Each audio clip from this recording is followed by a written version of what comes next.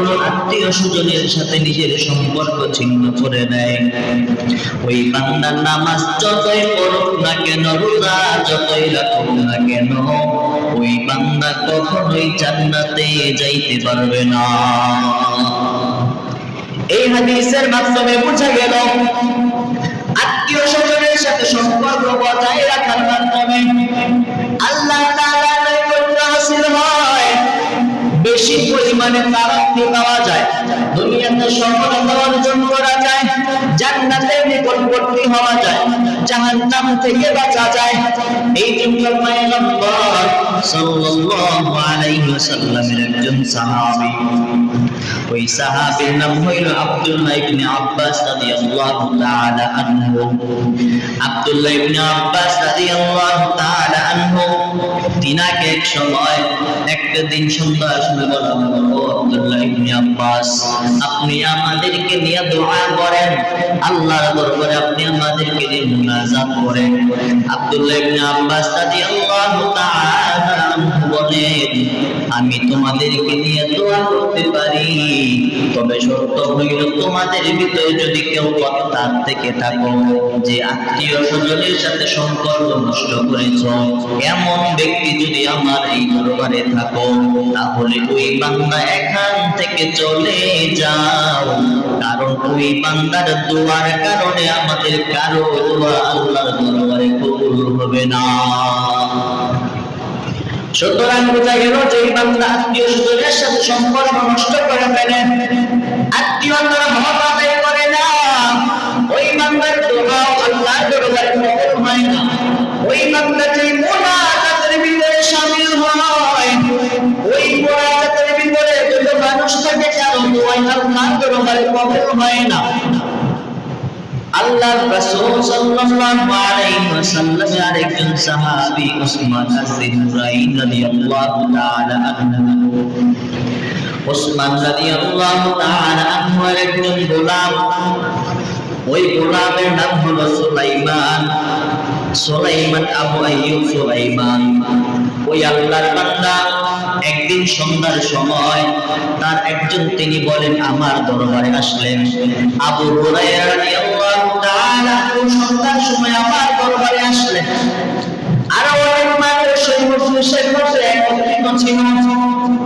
ওই জায়গার ভিতরে আমরা যখন তিনাকে বললাম তুই আমাদের নিয়ে মুনাজাত করে, তখন তিনি মুনাজাত করতে চাইলেন না। তিনি বললেন আমি মুনাজাত করার আগে, দোয়া করার আগে আমি জিজ্ঞাসা করতে চাই এই ময়দানের ভিতরে এমন কোন বান্দা আছে কিনা যেই বান্দা তার আত্মীয় স্বজনের সাথে, যে কোনো আত্মীয়ের সাথে সম্পর্ক নষ্ট করেছ, যদি থেকে থাকো যাও এই মুহূর্তে এই মজলিস থেকে তুমি উঠে চলে যাও, কারণ তুমি এই মজলিসের ভিতরে যতক্ষণ থাকবা এই মজলিসের কোনো আমল আল্লাহর দরবারে কবুল হবে না।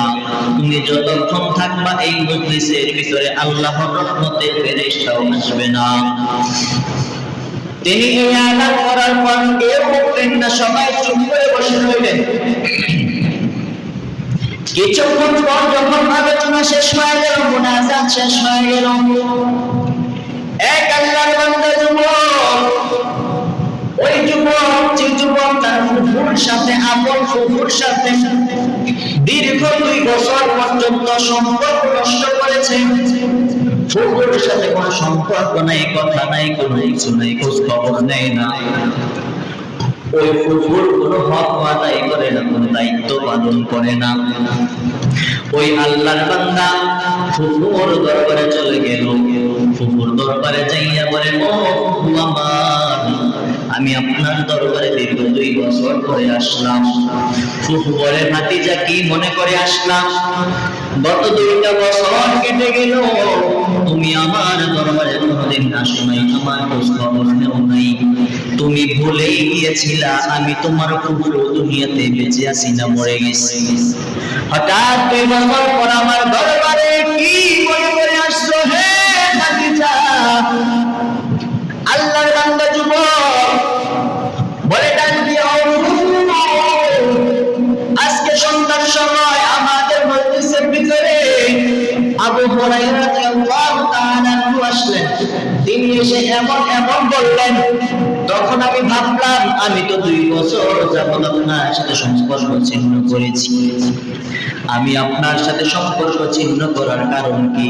তিনি এত কঠিন কথা কেন বললেন? ফুফু বলে, ভাতিজা তুমি যাও, তুমি যাইয়া আবু হুরায়রা রাদিয়াল্লাহু তাআলা আনহুকে জিজ্ঞাসা করবা, ও আবু হুরায়রা তুমি এমন কথা কেন বলেছ? ওই যুবক চলে গেল, যাইয়া বলে, আবু হুরায়রা আপনি এমন কথা কেন বললেন? আপনি বললেন আপনার মজলিস থেকে যেন যেই বান্দা তার আত্মীয়তা সম্পর্ক নষ্ট করেছে ওই বান্দা যেন আপনার মজলিস থেকে চলে যায়। আপনি এত কঠিন কথা কেন বললেন? আপনি আমাকে তাড়াতাড়ি জানায় দেন। আল্লাহর বান্দা সাহাবী আবু হুরায়রা রাদিয়াল্লাহু তাআলা বলে, ও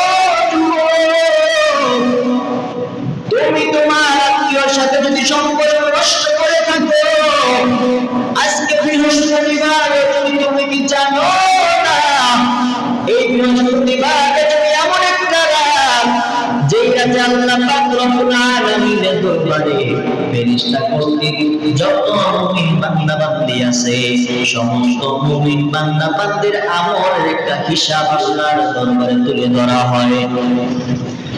গত শুক্রবার থেকে আজকে বৃহস্পতিবার পর্যন্ত বান্দা কত ওয়াক্ত নামাজ পড়েছে, কোন বান্দা কত ওয়াক্ত নামাজ কাজে করেছে, কোন বান্দা কতবার মিথ্যা কথা বলেছে, কোন বান্দা হারাম খেয়েছে, কোন বান্দা সুদ ঘুষ খেয়েছে, কোন বান্দা অন্যকে কষ্ট দিয়েছে, গীবত করেছে, কোন বান্দা নেক আমল করেছে, আর কোন বান্দা বদ আমল করেছে। আজকে বৃহস্পতিবার রজনীতে সব হিসাব আল্লাহর দরবারে তুলে ধরা হবে। যেই বান্দা আত্মীয়তার সম্পর্ক নষ্ট করে ফেলে, যেই বান্দা ভাইয়ের সাথে, বোনের সাথে, মামার সাথে, চাচার সাথে, ফুফুর সাথে, যেই বান্দা আত্মীয়তার সম্পর্ক নষ্ট করে ফেলেছে, ওই বান্দার আমল নামা আল্লাহর দরবারে গ্রহণ হয় না, গ্রহণ হয় না, গ্রহণ হয় না। চিল্লায় বলেন নাউযুবিল্লাহ। এই বান্দা আল্লাহর তাআলার আমল নামা তুমি যত রাকাত নামাজ পড়ো না কেন আল্লাহর দরবারে কবুল হবে না। গোটা সপ্তাহে আমল করেছো আল্লাহর দরবারে তো হবে না যদি তুমি আত্মীয়তার সম্পর্ক বজায় না রাখতে পারো। ভাইয়ের সাথে সম্পর্ক নষ্ট করেছো, সারা সপ্তাহে যতই নেতা আমল করো না কেন ওই নেতা আমল আল্লাহর দরবারে গ্রহণ হবে না। সারা সপ্তাহে জোরে যত নামাজ পড়ো না কেন তুমি আত্মীয়তার সম্পর্ক নষ্ট করার কারণে তোমার নেক আমলগুলো আল্লাহর দরবারে গ্রহণ হবে না। আল্লাহ পাক রব্বুল আলামিনের আল্লাহ পাক রব্বুল আলামিনের পয়গম্বর নবী করিম সাল্লাল্লাহু আলাইহি ওয়াসাল্লাম ভিন্ন হাদিসের ভিতরে বলেন, যেই বান্দা আত্মীয়তার সাথে সম্পর্ক বজায় রাখে ওই বান্দা আমার সাথে সম্পর্ক বজায় রাখলো। যেই বান্দা আত্মীয় স্বজনের সাথে সম্পর্ক নষ্ট করে ফেলে ওই বান্দা আমি রাসূলুল্লাহর সাথে সম্পর্ক নষ্ট করে ফেলে। বলেন নাউযুবিল্লাহ। আর যার সম্পর্ক নবীর সাথে নাই ওই বান্দা তো জান্নাতেই যাবে না। কারণ নবী বলেছেন, মান আহাব্বা সুন্নতি ফাকাদ হাব্বানি ওয়া মান আহাব্বানি কানা মাই ফিল জান্নাহ। আমি নবীর সাথে যদি থাকতে হয় আমি নবীকে মহব্বত করা লাগবে, আর আমি নবীকে যদি মহব্বত করতে চাও আমি নবীর আদর্শকে মহব্বত করা লাগবে। আর আমি নবীর আদর্শ শুধু নামাজ পড়া, টুপি মাথায় দেওয়া, আমি নবীর আদর্শ শুধু নামাজ পড়া নয়, আমি নবীর আদর্শ শুধু মিষ্টি খাওয়া নয়, আমি নবীর আদর্শ শুধু ঘরের ভিতরে যাইয়া বিবিকে মিষ্টি খাওয়ানো নয়, বিবিকে বরণ পোষণ দেওয়া নয়। আমি নবীর সুন্নতের আদর্শ শুধু এতটুকুর মধ্যেই সীমাবদ্ধ নয়, বরং আমি নবীর সুন্নতের আদর্শের ভিতরে এটাও বলে যে তুমি আত্মীয় স্বজনের সাথে ভালো ব্যবহার করবা। তোমার মা বাবা দুনিয়া জমিন থেকে চলে গেছে, তুমি ভাবতেছো আমার মা বাবা চলে গেছে মানে আমার বাবার আত্মীয়, আমার কোনো আত্মীয় না। অথচ আমার নবীর আদর্শ তোমার মা বাবার আত্মীয় স্বজন তোমার আত্মীয়, তোমার মা বাবার আত্মীয় মানে তোমার আত্মীয়। তোমার বাবা মরে যাওয়ার পর তোমার দায়িত্ব তোমার বাবার আত্মীয় স্বজনদের সাথে ভালো ব্যবহার করবা, তাদের খোঁজ খবর নিবা। তোমার মা মরে যাওয়ার পর তোমার দায়িত্ব হলো তোমার মায়ের আত্মীয় স্বজনের সাথে ভালো ব্যবহার করবা। এটা হলো আমার নবীর আদর্শ। আমার নবীর এই আদর্শটাকে যদি কোনো বান্দা মানতে পারে, সেই আমার নবীর সাথে জান্নাতের ভিতরে থাকবে। আর যে মানতে পারবে না, সে জান্নাতে যাবে না। সোজা হিসাব নবীজির হাদিস, লা ইয়াদখুলুল জান্নাতা ক্বাল্লা। জান্নাতে যদি যাইতে হয় আত্মীয়তার সম্পর্ক বজায় রাখতেই হবে। কারণ আপনি আত্মীয় সম্পর্ক নষ্ট করবেন, অন্যের হক নষ্ট করবেন, জান্নাতের দরজা তো আপনার জন্য খুলবে না। তখন আপনার উপায় কি হবে? আপনি কোথায় যাবেন? আল্লাহ পাক রব্বুল আলামিন কোরআনের ভিতরে বলতেছেন, ওয়াতি যাল কুরবা হাক্কাহু ওয়াল মিসকিনা ওয়া বানাস সাবিলা ওয়া লা তুবাযির তাবযীরা। আল্লাহ পাক রব্বুল আলামিন বলেন, ও দুনিয়ার বান্দা বান্দিরা, ওয়াতি যাল কুরবা, তোমরা তোমাদের আত্মীয় স্বজনদেরকে দান করে দাও। কি দান করবা? আল্লাহ বলে হাক্কাহু, তাদের হক দান করে দাও। আল্লাহ তাআলা বলতেছেন ওয়াতি যাল কুরবা হাক্কাহু, বান্দা তুমি তোমার আত্মীয় স্বজনের হকগুলো যথাযথভাবে আদায় করে দাও। আত্মীয় স্বজনের হক কি? আত্মীয় বলতে কি বোঝায়? আত্মীয় বলতে কাদেরকে বোঝায়? আত্মীয় স্বজন বলতে তোমার এমন মানুষদেরকে বোঝায় যে মানুষগুলা তোমার সাথে রক্তের সম্পর্ক রাখে, যে মানুষগুলাকে তুমি বিয়ে করা জায়েজ না, তোমার সাথে বিবাহ বন্ধনে আবদ্ধ নয়। যেই সমস্ত মানুষগুলা আবু হানিফা রাহমাতুল্লাহি আলাইহি বলেন শুধু আত্মীয় স্বজনের হক আদায় করবা, এতটুকুতেই শেষ নয়, বরং আত্মীয় স্বজনের হক কেমন করে আদায় করবা? আবু হানিফা রাহমাতুল্লাহি আলাইহি মাসআলা বলেন, যেই সকল বান্দা বান্দীকে তোমার সাথে বিবাহ বন্ধনে আবদ্ধ হওয়া জায়েজ নাই, পুরুষের জন্য 14 জন নারী, নারীর জন্য 14 জন পুরুষ, এই 14 জন পুরুষ, তোমার এই 14 জন নারী একজন পুরুষের জন্য সবচেয়ে বেশি নিকটতম আত্মীয়। এই নিকটতম আত্মীয়দের জন্য যদি কেউ এমন অবস্থায় থাকে যেই বান্দা নিজের ভরণ পোষণ নিজে উপার্জন করতে অক্ষম, যেই বান্দা প্যারালাইসিসের রোগী, কামাই করতে পারে না, খাইতে পারে না, উপার্জন করতে পারে না, বড় অক্ষম, ওই বান্দার জন্য, ওই আত্মীয়ের জন্য, ওই বান্দা আত্মীয়কে দেখাশোনা করা, তাকে ভরণ পোষণ দেওয়া, তাকে খাবার খরচ দেওয়া, তাকে পোশাক পরিচ্ছদ দেওয়া, বাসস্থান দেওয়া, ওই আত্মীয়র ফরজ।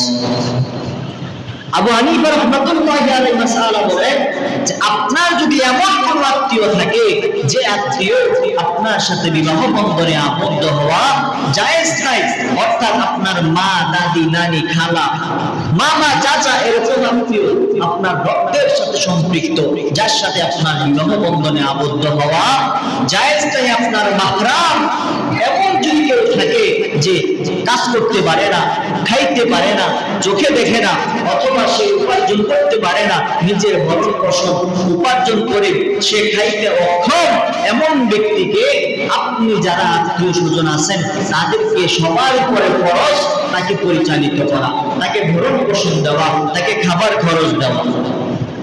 যদি না দেন সবাই ফরজ তরফের গুনাহ। এই জন্য আল্লাহ পাক রব্বুল আলামিন বলতেছেন ওয়াতিদাল কুরবা, ও দুনিয়ার বান্দা বান্দিরা, তুমি আমি আল্লাহর হক আদায় করবা। আমি আল্লাহ বললাম নামাজ পড়বা, নামাজ পড়লা শেষ হয়ে গেল না, না, আমি আল্লাহ বললাম ওয়ালা তুশরিক বিহি শাইআ, আমি আল্লাহর সাথে শিরিক করবা না। তুমি নামাজ পড়লা, আমি আল্লাহর সাথে শিরিক করলা না, তুমি ভাবতেছো তোমার জিম্মেদারি শেষ হয়ে গেছে, না, না, তোমার জিম্মেদারি এখনো শেষ হয় নাই, বরং আল্লাহ বলতেছেন ওয়াবিল ওয়ালিদাইনি ইহসানা, তুমি নামাজ পড়লা, রোজাও রাখলা, তুমি তোমার মা বাবার সেবাও করলা, তুমি ভাবতেছো জান্নাত অর্জন করে ফেললাম, আমি মরার পরে কনফার্ম জান্নাতি, না, না, এখানেই শেষ না, বরং বান্দা আল্লাহ বলতেছে আত্মীয় স্বজনের হক আদায় করবা। মা বাবার হক আদায়ের পরে আত্মীয় স্বজনের হক আদায় করা লাগবে। যদি এক জায়গায় চুল পরিমাণ ছাড় দেয়, ওই এক জায়গায় চুল পরিমাণ ছাড় দেওয়ার কারণে জান্নাতের দরজা তোমার জন্য খুলবে না। যদি জান্নাতে যাও সব বিধানগুলো পুঙ্খানুপুঙ্খানুভাবে আদায় করা লাগবে। মা বাবার হক আদায় করা লাগবে, নামাজ পড়া লাগবে, ইবাদত করা লাগবে, রোজা রাখা লাগবে, যাকাত প্রদান করা লাগবে, আবার মা বাবার সেবাও করা লাগবে, আত্মীয় স্বজনের খোঁজ খবর নেওয়া লাগবে। আর যদি এই সবগুলো থেকে একটা চিন্তা বিমান বাদ পড়ে যায়, তাহলে তোমার জন্য বান্দা জান্নাতে যাওয়া বড় কঠিন হয়ে যাবে।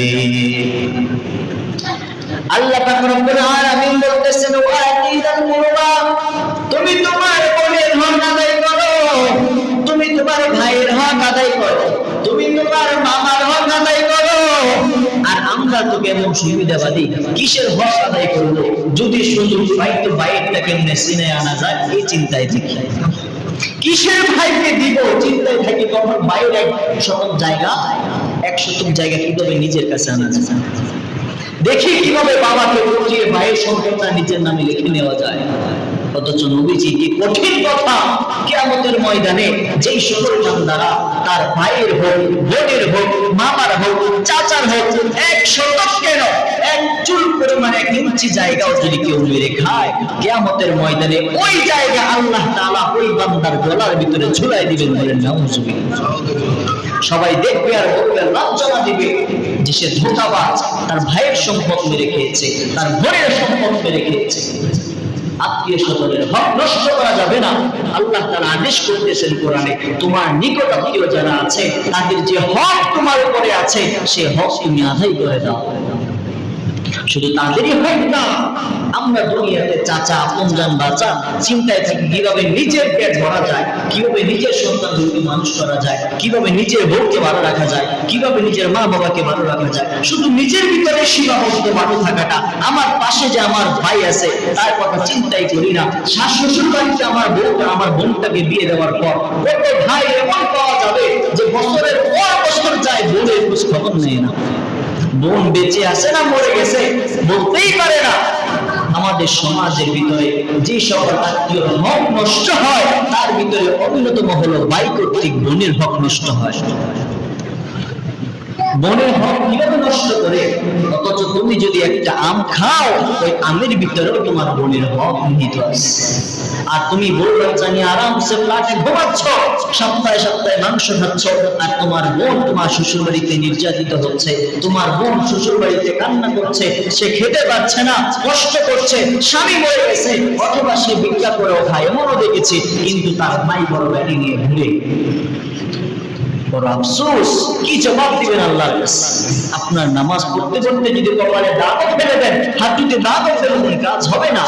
আপনার বোন আপনার জান্নাতে যাওয়ার জন্য বাধা হয়ে দাঁড়াবে। এই জন্য আল্লাহ তাআলা বলতেছেন, বান্দা নামাজ তো পড়বা, রোজা তো রাখবা, তুমি সবার হক আদায় না করে যদি কবরে আসো তাহলে কিন্তু নামাজ কাজে আসবে না। যদি নামাজ পড়লেই জান্নাতে যাওয়া যেত, আল্লাহ বলতেন না ওয়ালা, তো আল্লাহ তাআলা শুধু ওয়াহদুল্লাহর ভিতরে সীমাবদ্ধ রাখতেন। আল্লাহ বলতেন না ওয়ালা তুশরিক বিহি শাইআ, যদি নামাজ পড়লে আর শিরক না করলেই জান্নাতে যাওয়া যেত। আল্লাহ বলতেন না বিল ওয়ালিদাইনি ইহসানা, আর যদি নামাজ পড়লে, রোজা রাখলে, মা বাবার সাথে করলেই জান্নাতে যাওয়া যেত। আল্লাহ বলতেন না ওয়াতিদাল কুরবা, তুমি তোমার প্রতিবেশীর হক আদায় করো, তুমি তোমার আত্মীয় স্বজনের হক আদায় করো, তুমি তোমার নিকট আত্মীয়দের হক আদায় করো। আল্লাহ একে একে সবার কথা বলতেছেন। মানে কি? মানে সবগুলাই পালন করা লাগবে যদি আমি জান্নাতে যেতে চাই।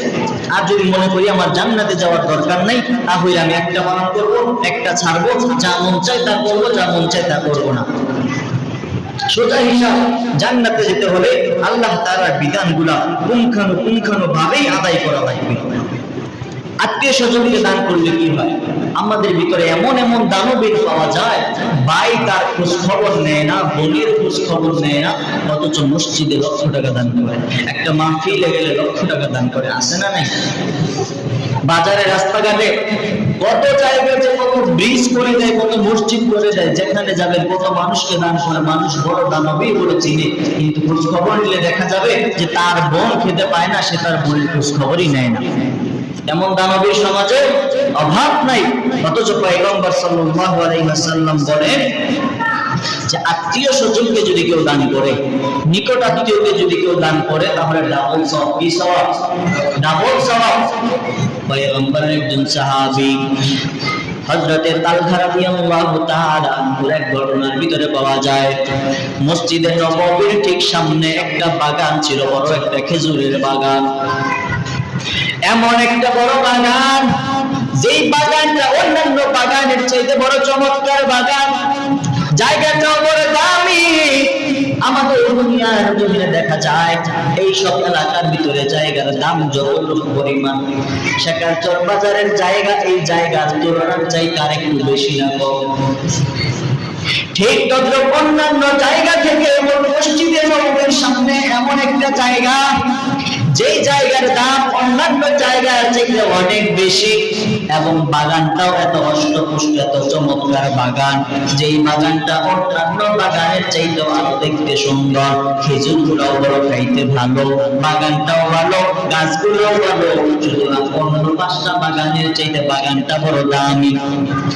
আমরা তো দুনিয়ার জমিনে এমনই সুবিধাবাদী মানুষ, আমরা চেষ্টা করি আল্লাহর রাস্তায় 2 নাম্বারটা দান করে দেই। বাজারে যাওয়ার পর মানিব্যাগটা খুলে দেখি 5 টাকা একটা ছাড়া নোট দেখা যায়, আমরা 5 টাকা ছাড়া নোটটা আলাদা পকেটে রেখে দেই। শুক্রবারে মসজিদে যাব, তখন এই 5 টাকা মসজিদে দিয়ে দিব। 2 টাকা আছে, 2 টাকা খরচ করার দরকার নাই, এই 2 টাকা আলাদা করে রেখে দেই, মসজিদে দিয়ে দিব। আমরা সবাই মানুষের উপর নিজের জন্য ভালোটা পছন্দ করি, আর যেটা দান করে দিব অথবা অন্যকে দিব সেটা নষ্ট না রেখে দেই। খাইতে পারি না রেখে দিলাম, খাইতে পারি না অন্যকে দান করে দিব। আমার একটা পোশাক আছে, দীর্ঘদিন হয়েছে পরতেছি, পুরাতন হয়ে গেছে, এটা অন্যকে দান করে দেই। অথচ আমার নবী বলেন, লা ইউমিনু আহাদুকুম হাত্তা ইউহিব্বু লিনাফসিহি ইউহিব্বু লিগায়রিহি, যেই বান্দা নিজের জন্য যা পছন্দ করবে অন্যের জন্য তাই যতক্ষণ না পছন্দ করবে মুমিন হইতে পারবে না। ও বান্দা, তুমি যদি নিজেকে মুমিন বলে দাবি করো, তুমি যদি মনে করো আমি প্রকৃত মুমিন, আল্লাহর নবী বলেন তোমার জন্য যা পছন্দ করবা, তুমি তোমার ভাইয়ের জন্য তাই পছন্দ করবা, তুমি যা খাইতে ভালোবাসবা তুমি তোমার ভাইয়ের জন্য তাই খাওয়াইতে ভালোবাসবা, তাহলে তুমি পরিপূর্ণ মুমিন হইতে পারবা। পয়গম্বর বলেন, ও আব্দুল্লাহ, পয়গম্বরের সাহাবী তালহা রাদিয়াল্লাহু তাআলা আনহু পয়গম্বর সাল্লাল্লাহু আলাইহি ওয়াসাল্লামের মুখে এমন কথা শোনার পর, যে বান্দা তার পছন্দের খাবারটা যদি আল্লাহর রাস্তায় দান না করে, বান্দা তুমি তোমার প্রিয় জিনিসটাকে আল্লাহর রাস্তায় যখন দান করবা, তখন তুমি পরিপূর্ণ সওয়াবের ভাগীদার হইবা।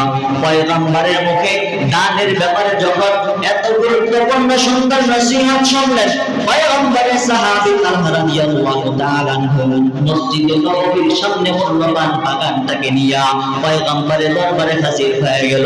বলতেছে, ও পয়গম্বর, আমি আমার মূল্যবান দামি জায়গার বাগানটাকে, আমি আমার খেজুরের বাগানটাকে আল্লাহর রাস্তায় দান করে দিতে চাই। কারণ আপনি তো বললেন যদি আল্লাহর রাস্তায় প্রিয় জিনিস দান করা হয় তাহলে পরিপূর্ণ নেকি পাওয়া যায়, তাহলে আল্লাহ তাআলা বেশি সন্তুষ্ট হয়ে যায়। আমি আমার এই বাগানটাকে, এই দামি বাগানটাকে আমি আল্লাহর রাস্তায় দান করে দিতে চাই। ও পয়গম্বর, আপনি আমার পক্ষ থেকে আমার এই বাগানটাকে আপনি গ্রহণ করে নেন। পয়গম্বর বলেন, ও তালহা, তুমি কি চাও না এই বাগানটা দান করে দ্বিগুণ সওয়াবের ভাগীদার হইবা? বলে, হ্যাঁ আমি চাই। বলে, কেমন করে পাবো? বলে, তুমি যদি আল্লাহর রাস্তায় দান করো তাহলে একটাই সওয়াব পাইবা, আল্লাহর রাস্তায় যদি দান করো শুধু দানের সওয়াব পাইবা, অন্য সওয়াব পাইবা না। তবে আমি তোমাকে এমন একটা রাস্তা বলে দিতে পারি, যে রাস্তার ভিতরে যদি তুমি দান করো তাহলে তুমি এক তীরের মাধ্যমে 2 শিকার করতে পারবা, তুমি ডাবল সওয়াবের অধিকারী হইবা। তালহা বলে, ও পয়গম্বর, আপনি আমাকে বলে দেন এমন রাস্তা কোনটা? আল্লাহর রাসূল বলেন, তোমার আত্মীয় স্বজনের মাঝে তুমি দান করে দাও। সুবহানাল্লাহ বলবেন, সুবহানাল্লাহ। পয়গম্বর বলে, ও তালহা, তুমি যদি তোমার আল্লাহর রাস্তায় দান করো শুধু দানের সওয়াব পাইবা, তুমি যদি মসজিদের ভিতরে দান করে দাও শুধু দানের সওয়াব পাইবা, যদি তুমি মাহফিলের ভিতরে দান করো শুধু দানের সওয়াব পাইবা, রাস্তার ভিতরে ফকির মিসকিনকে দান করবা, শুধু দানের সওয়াব পাইবা, কিন্তু আল্লাহর রাস্তায় দান করবা, শুধু একটা সওয়াব পাইবা। কিন্তু তুমি যদি তোমার আত্মীয় স্বজনের ভিতরে দান করে দাও, তাহলে তুমি ডাবল সওয়াব পাইবা। বলে কেমন করে ডাবল সওয়াব পাবো? বলে এক নাম্বার তো হলো তুমি আত্মীয়কে দান করলা, দানের সওয়াব পাইলা। দুই নাম্বার হলো আত্মীয় স্বজনের সাথে যে সুসম্পর্ক তৈরি হলো, আত্মীয়কে দান করার কারণে, আত্মীয়কে যে হেল্প করার কারণে তার সাথে যে একটা সম্পর্ক তৈরি হলো। আল্লাহ যে বললেন জাতি হাজা, আল্লাহ তাআলাতে বললেন আতি, আল্লাহ তাআলাতে বললেন, আল্লাহ তাআলা যে বললেন তুমি তোমার বান্দা আত্মীয় স্বজনের হক আদায় করো। আল্লাহর আদেশ মান্য করতে চাইয়া তুমি যে আত্মীয় স্বজনকে দান করলা, ওই দানের বিনিময়ে আল্লাহ তোমাকে আলাদা একটা সওয়াব দান করবে। এই দুই সওয়াব তুমি একমাত্র আত্মীয় স্বজনকে দান করার মাধ্যমে পাইবা। তালহা রাদিয়াল্লাহু তাআলা আনহু পয়গম্বরের মুখ থেকে এমন কথা শোনার পর তিনি তার চাচাতো ভাইয়ের কাছে চলে গেলেন। চাচাতো ভাইকে নিয়ে আর অন্যান্য আত্মীয় স্বজন যারা আছে, যারা গরিব, টাকা পয়সা নাই, ভালোভাবে চলতে পারে না, তালহা রাদিয়াল্লাহু তাআলা আনহু তার এই দামি বাগানটাকে তাদের সকল ওই গরিব দুঃখী আত্মীয়র মাঝে বন্টন করে দিলেন। বলেন সুবহানাল্লাহ। আমাদের সমাজে এরকম দেখা যায়, যখন যাকাতের সময় আসে তখন কি করে, যাকাতের লুঙ্গি আনে, যাকাতের শাড়ি আনে, মানুষকে গেটের সামনে লাইন ধরাই দিতে পারে। যাকাতের টাকাটা পর্যন্ত এমন ভাবে দান করে যেন টেকনাফ থেকে তেতুলিয়া পর্যন্ত মানুষ জানতে পারে যে কুদ্দুস মিয়া দান করছে। টেকনাফ থেকে তেতুলিয়া বাংলাদেশের শেষ প্রান্ত মানুষ জানে যে কুদ্দুস মিয়া কি করছে, যাকাতের লুঙ্গি দান করছে। অথচ কিরকম